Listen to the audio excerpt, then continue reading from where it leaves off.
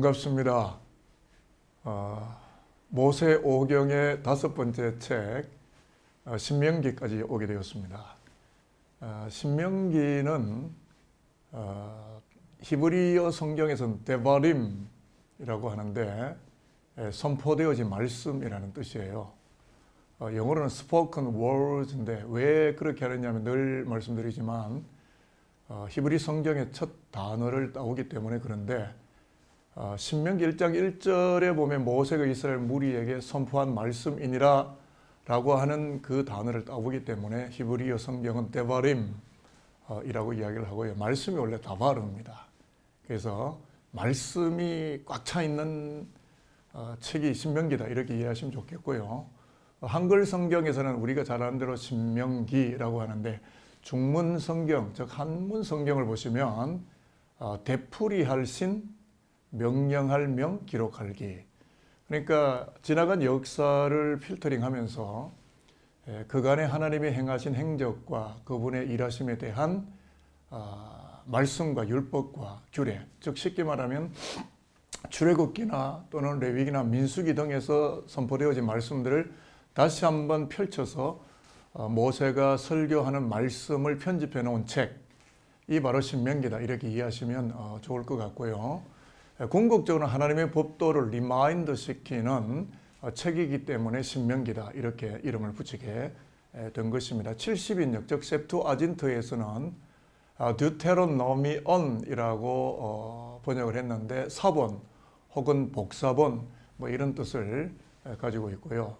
결국 그래서 그것을 기초로 해서 영어 성경에서는 듀트로노미라고 쓰게 됐는데 율법의 반복 또는 두 번째의 율법 뭐 이런 뜻으로 신명기가 편집이 되고 기록이 되었다 생각하시면 되겠습니다. 신명기를 좀 더 쉽게 제가 이해해 드리기 위해서 말씀을 드리면 신명기는 모세의 세 편의 설교집을 편집한 설교 덩어리다.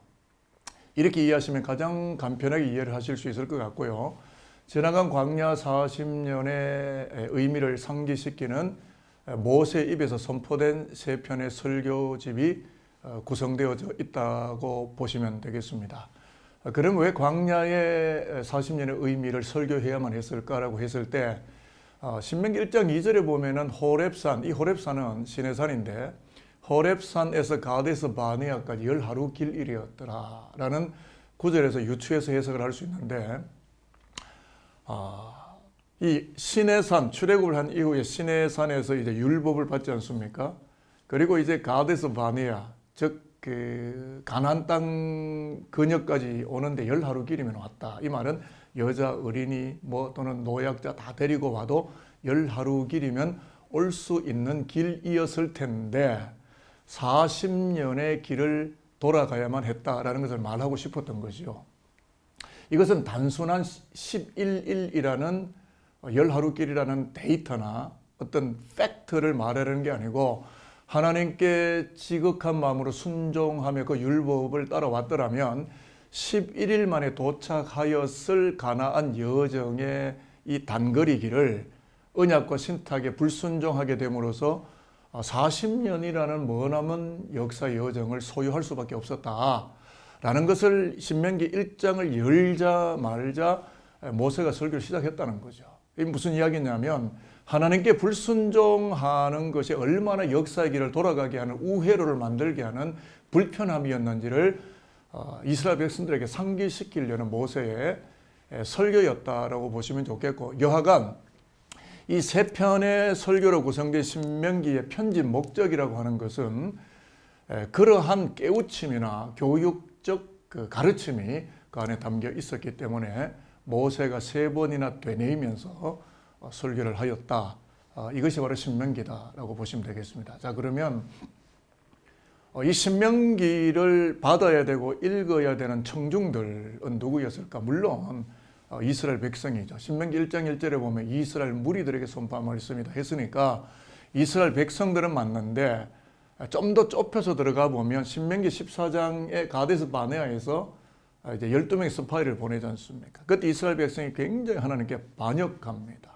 즉 하나님의 언약을 순종하지 않고 불순종하게 됨으로써 결국은 여호수아와 갈렙, 그리고 출애굽 당시에 20세 이하였던 젊은이들, 그리고 광야에서 새로 태어난 자손들로만 재구성된 가나안 입성의 주역들이 이 설교를 듣게 된다는 것이고요.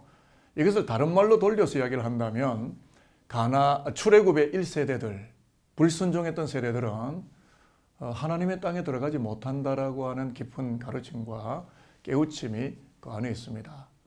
여하간 설교를 듣는 청중들은 출애굽 2세대들과 여호수아 갈렙뿐이었다라고 보시면 이 신명기의 청중이 누구인지가 가늠이 될 것 같습니다.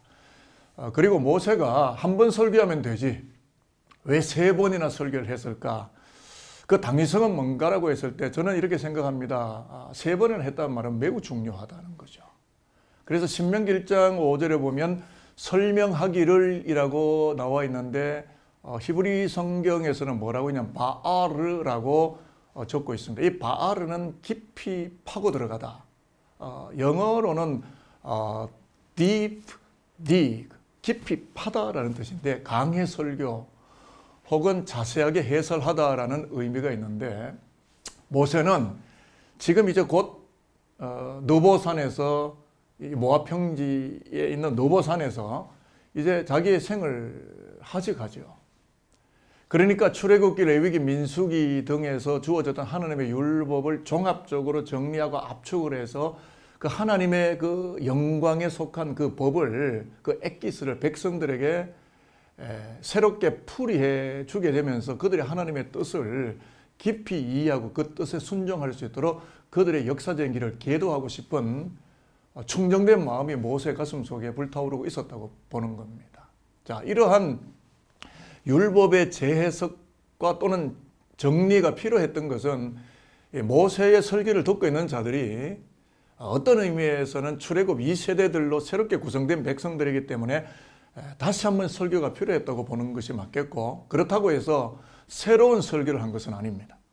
지나간 역사를 다시 한번 뒤돌아보면서 가데스 바네아의 불순종의 사건이 얼마만큼 하나님 앞에서 큰 사건이었는가를 그들에게 리마인드 시킴으로써 하나님의 법과 충돌을 일으키게 될 때 광야에서 멸절당하기도 하고 또는 고라, 다단, 아비람과 같은 이런 영적인 반역 사건들이 얼마나 하나님의 백성들을 다시금 돌아가게 만들거나 또는 우회하게 만드는지에 대한 그 하나님의 법도들을 다시 한번 상기시켜 줌으로써 그들이 반드시 가나안 땅에 들어가서는 하나님의 법도와 율례와 규례를 충성되게 감당하고 지켜나가는 여호와의 백성들로 세워가기 위한 할아버지의 마음으로, 아비된 마음으로 모세는 이 설교를 출애굽 2세대들인 신명기의 독자층이라고 할 수 있는 이스라엘의 다음 세대들에게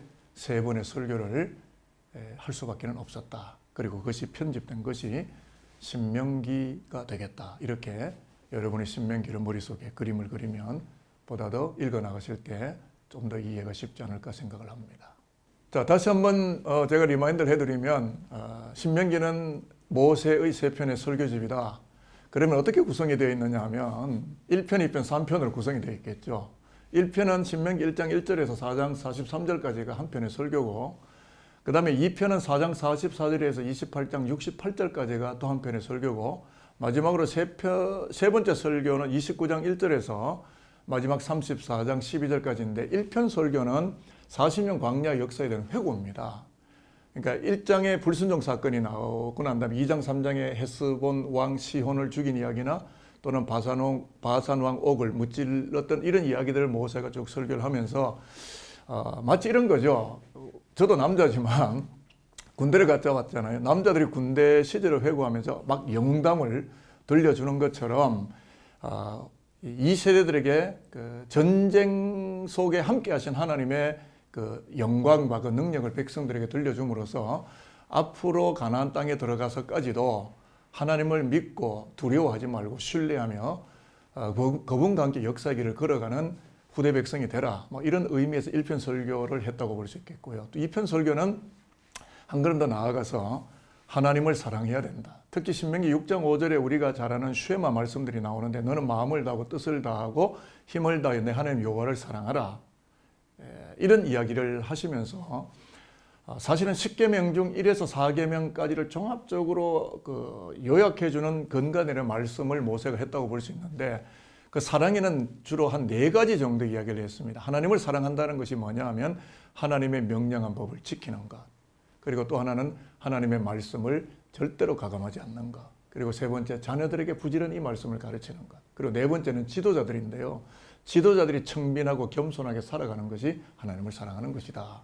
이렇게 이제 2편 설교를 갈무리했다고 보면 되겠고요. 3편의 설교는 이제 그 모압 평원, 요단 동편이죠. 가나안 접경 지역까지 왔잖아요. 그러므로 세 번째 이 편의 설교는 가나안 입성을 준비시키고 거기에 대한 명령들이 주어지고 있는데요. 주로 이제 그 모세의 찬양과 노래, 그리고 12지파를 축복하는 모세의 그 가슴 절절한 기도, 그리고 마지막 34장에서는 모세의 죽음으로 신명기가 사실은 끝이 납니다. 민족의 지도자 모세의 죽음은 신명기에서 굉장히 많은 의미를 가지고 있습니다. 하나님의 말씀에 한사코 불순종했던 백성들을 40년 동안 고생하며 이제 구분응선을 넘었다고 보는 건데요. 그래서 이제 남아있는 것은 뭡니까? 가나안, 고지입니다. 고지가 바로 여기까지 이제 열린 거죠. 그런데 하나님은 마침표를 찍습니다. 모세가 마지막 세 번째 설교를 하고 죽어요. 누가 남습니까? 여호수아가 남습니다. Next generation. 저는 여기에 굉장히 많은 의미를 부여했는데 그렇게 영웅이라 할지라도 하나님이 데려가십니다. 그리고 그를 가나안 땅에 들여놓지 않습니다. 누가 해야 됩니까? 여호수아가 해야 됩니다. 후배들이 해야 됩니다. 이 세대들이 해야 됩니다. 우리의 전자의 아버지 어머니 세대가 한국교회를 끌고 갔다면 이제 내일의 가나안 땅은 누가 끌고 갑니까?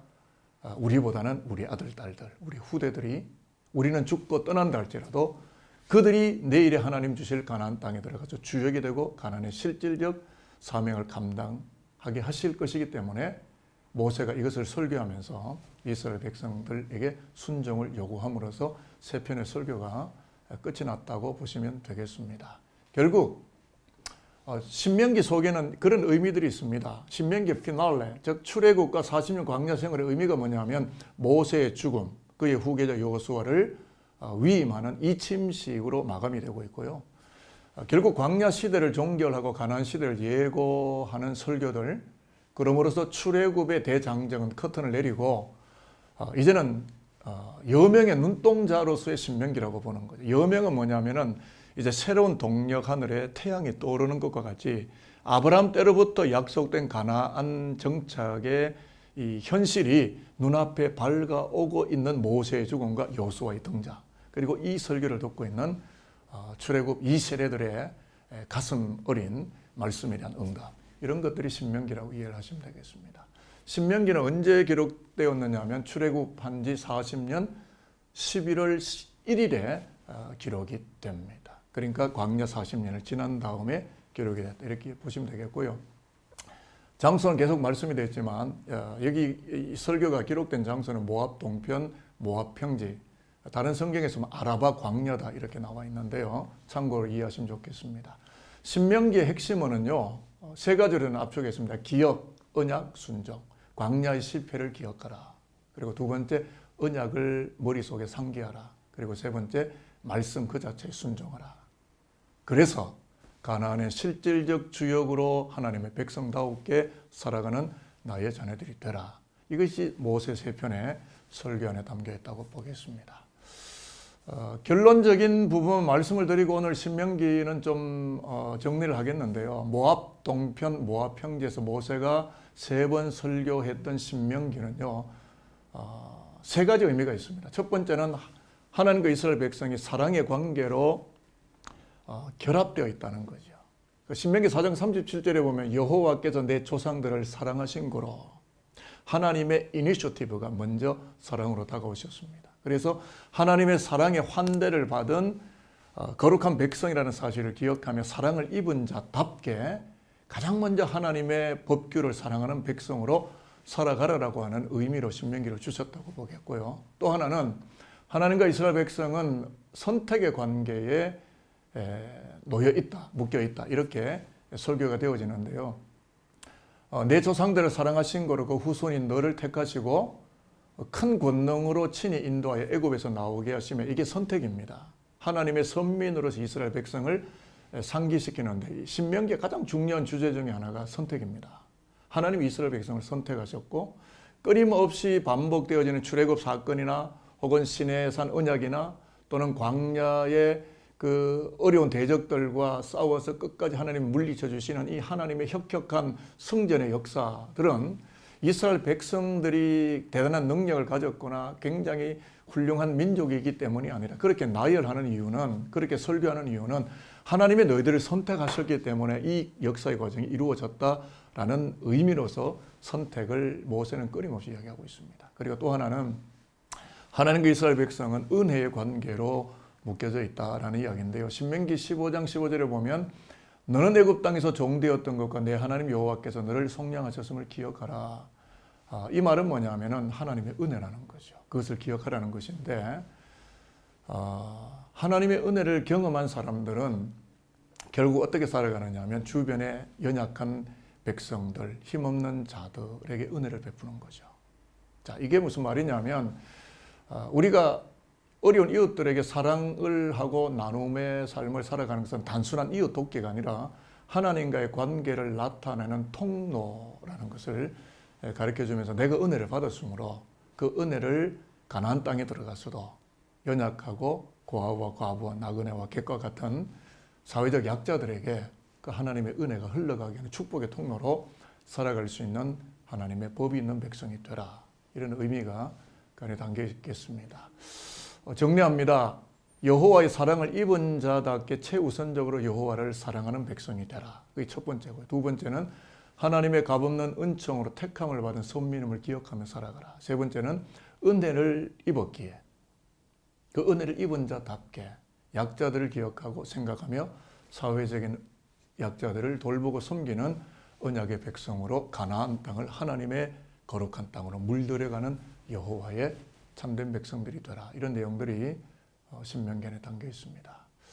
마지막 저의 심경을 말씀드리고 강론을 마치려고 합니다. 신명기를 읽으시면서 그분의 말씀 다바르를 다시 한번 내 마음과 영혼 속에 상기시키고 그 하나님이 나에게 누구신가를 다시 한번 확인하고 되뇌이면서 언약 백성의 정체성을 깊이 새겨넣는 은총의 시간이 신명기를 읽게 되는 저와 여러분이 되실 수 있게 되기를 주님의 이름으로 다시 한번 축복하겠습니다.